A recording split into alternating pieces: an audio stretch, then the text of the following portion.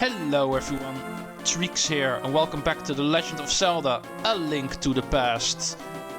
Last time Zelda got kidnapped again. For some reason her cover was blown at the sanctuary.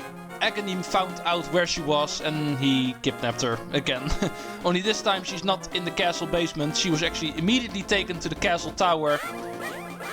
But we also found the Master Sword.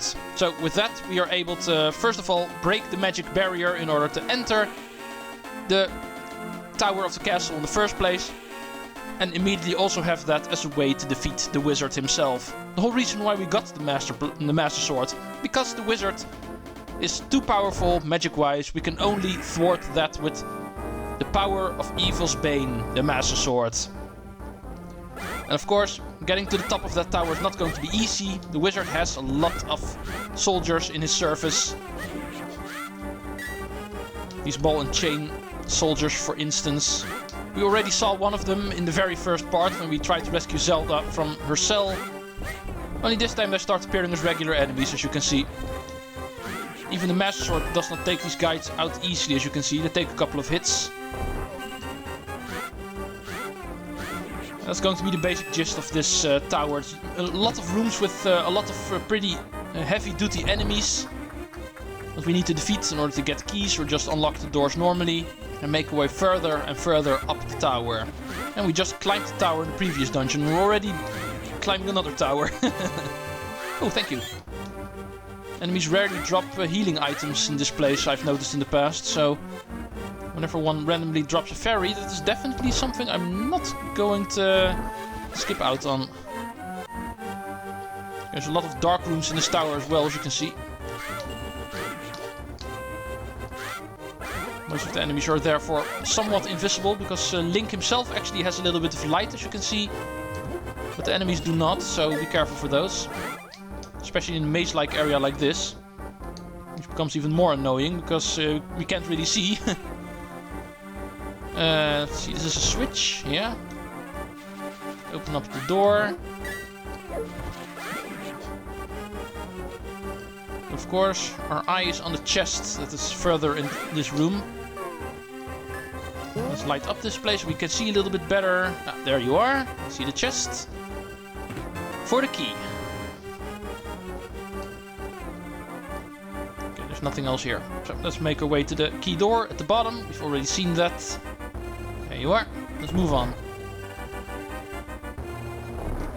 More soldiers. Pretty easy soldiers. They just hold their sword in front of them and nothing really more. Fourth floor.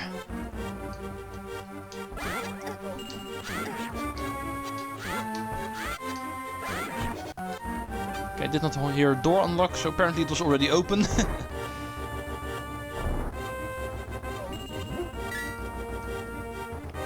And bye. Best way to kill enemies, just throw a pot in their face. Always feels really satisfying for some reason. This to open up the door back again, not really necessary, just pointing it out. Because normally you're going the other way. But in case you do want to go back, there's the switch. Because for some reason the door you came from always unlocks as well, as you can see.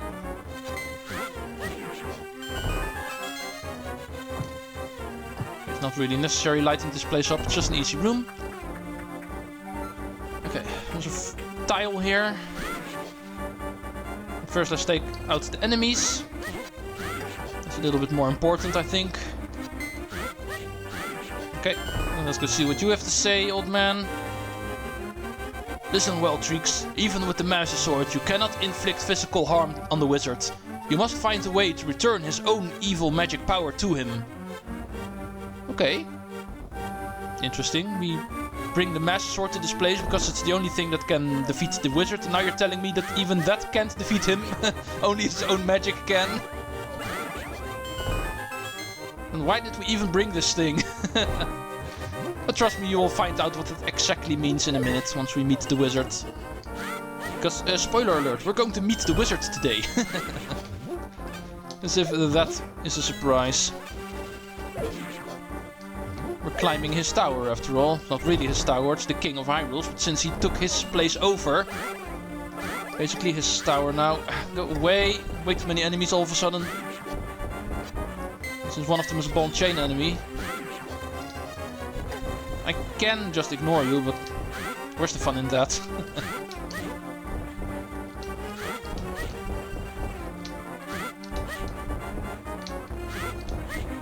There we go. It's really tricky getting 2 hits in before he swings his ball and chain, as you can see. But still possible to do.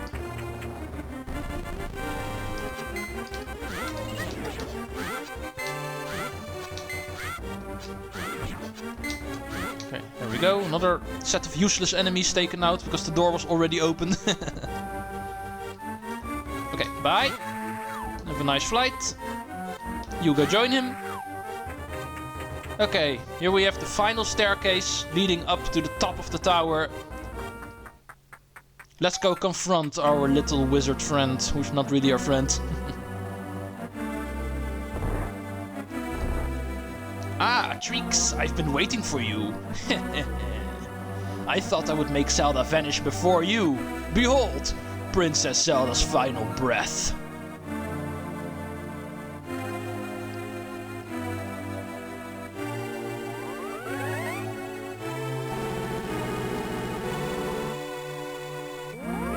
Hey! Ho ho ho! With this, the seal of the 7 sages is at last broken. It is only a matter of time before evil power covers this land completely. After all, the legendary hero cannot defeat us, the tribe of evil, when we are armed with the power of gold. Ho ho ho! Now I must go. Hey, what the hell? Did you just teleport away? But I saw you move back here, so you just went through the curtain, you faker. Oh, you seem to want me to finish you off. Then allow me to make your wish come true. Okay, boss time. Like the old man said, we cannot defeat him directly. As you can see, the Master Sword cannot inflict damage on him, but he can damage himself. As you can see, he will shoot some magic attacks at us. And we can shoot it back at him. And that is the key to defeating this guy. Playing a game of tennis. A pretty normal thing in Zelda. But okay, time to screw around with this tennis match. You don't necessarily need the Master Sword. Ow, by the way. Need the Master Sword to play tennis. We can also use the bug catching net. To humiliate him even more. His own magic gets reflected back by the bug-catching net. Not really sure why Nintendo programmed it like this, but it is pretty funny that you can actually use such a weak item as this. It is normally not even a weapon to defeat the quote-unquote final boss. Interesting. And it's usually the to-go way for me because of this being extra humiliating for him. Defeating him with an item that's not even a weapon officially. But as you can see, even this can reflect his magic back. Like I said, we brought the Master Sword here for nothing. Even this little thing can reflect his magic. And yeah, only the big balls you can actually reflect back, as you can see. The little orbs and the lightning attack you cannot reflect back. The lightning attack is easily to see coming because he will always move to the top center of the screen. Oh, grrr. Well met, hero. But I'm not ready to admit defeat yet. I will draw you into the dark world. Spin, spin, spin, spin. Treecks, it I, Sahasrara. I'm communicating with you across the void through telepathy. The place where you stand now was the Golden Land. But evil power turned it into the dark world. The wizard has broken the sage's seal and turned the gate to Hyrule Castle into a portal, linking that world to this. In order to save this half of the world, the light world, you must win back the golden power. You must also rescue the 7 maidens who Agahnim sent to the dark world. As descendants of the 7 sages, they have power that will surely aid you. The maidens are locked in hidden dungeons full of evil creatures and dangerous traps. The Palace of Darkness should be your first goal in this world. Treecks, you are our last hope. Please make this old man's wishes come true. I beg you. Okay. If you thought ending this game was going to be this easy, well, it is not. The wizard, upon defeat, had one final desperate move. He pulled us into the Golden Land, now known as the Dark World, because of being taken over by evil creatures. And this same Dark World is where our adventure will continue. Because this is where the 7 maidens were sent to. They weren't just poofed into nothing, they were actually locked up in here. And this Dark World reflects the Light World because you can see a lot of similarities when it comes to the layout of the place. One thing of importance, it is not the Light World, it just looks like it. And one thing actually got put on our map immediately, a crystal with a 1, like Sarashula said. The Dark Palace to the east. That is actually mapped on our map, it's put on our map. The first goal we have here, the first dungeon where apparently a maiden is being held captive. Here we find a heart piece. So let's go grab that immediately. Of course, here in the Dark World there's also a lot of things to grab. Collectathon continues here. But okay, let's make our way to the Dark Palace. It's the only point of reference we have right now here in the Dark World. And of course we also find a new set of enemies here. The enemies in the Dark World are of course going to be a lot tougher than what we faced so far. And they also look a lot different. Of course, the magic of the golden power actually shapeshifts all the monsters here as well. This way to the Palace of Darkness. We already knew that. We've got a better way than direction signs. We've got the old man directing us through telepathy. Also pretty handy to have. But before we move on with our quest, there's of course going to be a lot more stuff, side quest related, to take care of. There's a lot of things to grab in the Dark World as well, like I said. So let's go take care of that quickly. Now that we're in the neighborhood, the things that are here are immediately obtainable for us. So okay, here we have a shop. You can see red potion, a shield, and some bombs are on sale here. Not gonna care. Don't need any of those. Okay, let's make our way to where Zora's River and the Waterfall of Wishing were in the Light World. Here in the Dark World, something else is going to be here as well, of course. And I see a sign.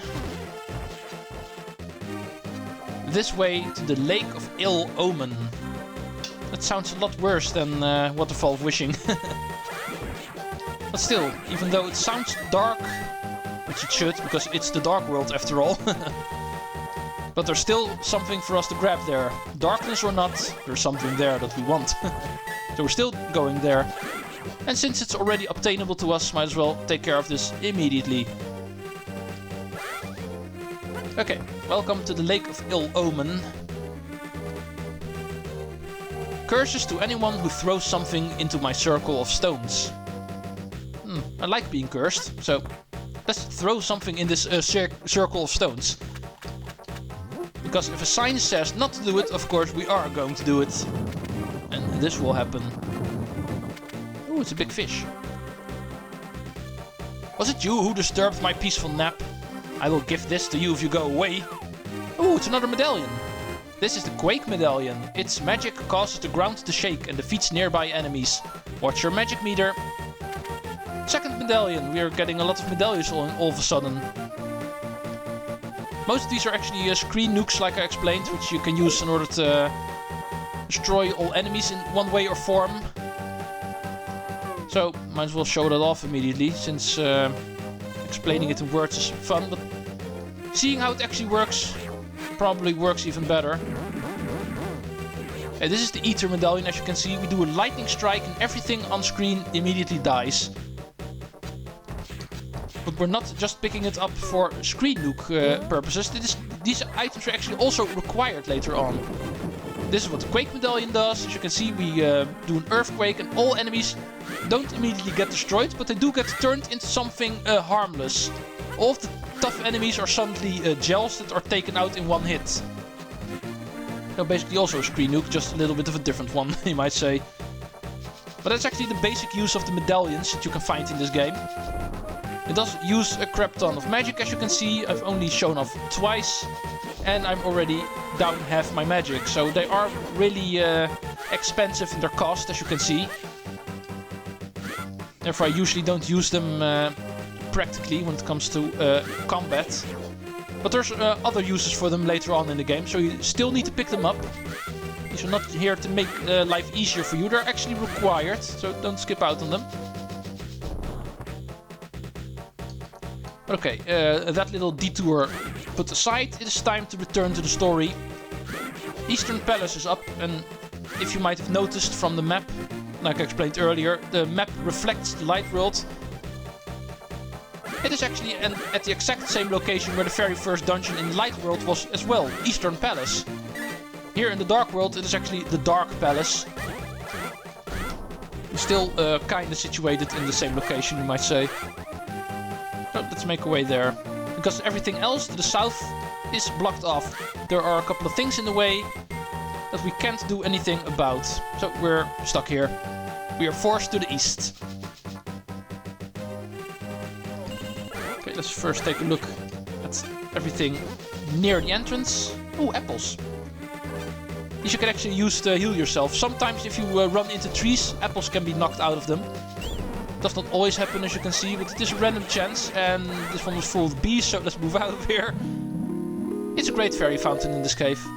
Interesting. At the exact same location in the light world was also a fairy fountain here. Okay, one thing that is not exactly the same is this location. Because the ruins in the light world were definitely a lot different than the ruins here. It's kind of maze-like. I usually get lost here. I always forget what the exact way through here was, but I also remember it's not too difficult, so usually I will find it. Okay, first we find this little temple over here, where someone can be found who's turned into a tree. You're new here, aren't you? Did you come here looking for the power of gold? Well, you're too late. It will obey only to the first person who touches it.